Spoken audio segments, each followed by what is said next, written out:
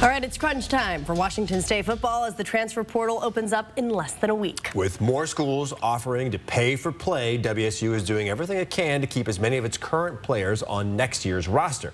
Sydney Berger learned what's going on behind the scenes and how WSU is trying to keep up in the world of NIL. You see that the big money schools are coming in and they're buying players. They're not developing them. They're stealing from other schools by throwing dough at them. Paul Sorensen, former All-Pro defensive back for Washington State, has had a front seat to all the madness. Paul's been a big part in the Cougar Collective since it began just a few years ago.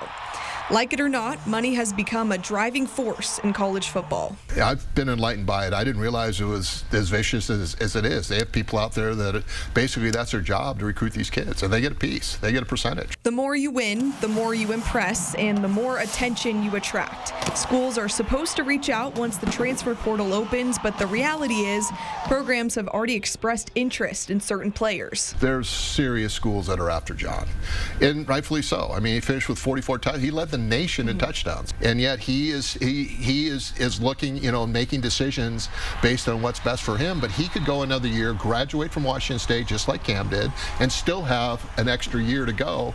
And basically, if he wanted to leverage that, he didn't feel maybe he's going to be a first or second round draft choice, he could make some pretty good money. Quarterback John Mateer is likely the #1 priority to keep in the building, and it's the coaches and the collective that are helping John make the decision. But you have to look at the overall picture, and I think that's what John's looking at.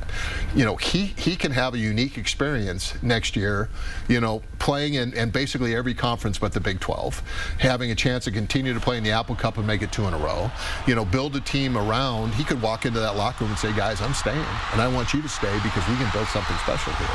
The process of distributing NIL packages varies per school, per collective. We work with the coaching staff, and basically we try to figure out a plan, and then we spread it out by month. So instead of paying everybody up front, you have to earn it. It's carrot before the cart. So, you have X amount of players on the football team, they get X amount of dollars. Your top end guys are going to get a percentage that's higher, and it just varies, along those lines. And we're not going to disclose numbers, again, because that's between them, and the collective. Plus, it also puts us at a disadvantage. If they find out what we have or what we don't have, then they can come in and, make it more difficult for us to keep guys. If you can't beat them, join them. So NIL is on the table for players, but the goal is to create an environment that makes it hard for players to leave. Jake recruits a certain kind of kid. He does a great job of bringing in high school players and developing them and building that culture to make it harder for people to come in.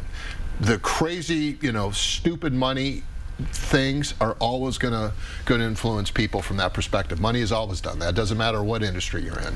But if you're looking for a certain experience, and you're looking at a coaching staff that cares and is trying to fight like crazy to stay relevant, Washington State's the place. And a reminder, it's a different world, right, in college football, but you can help out by joining the Cougar Collective and donating whatever you can.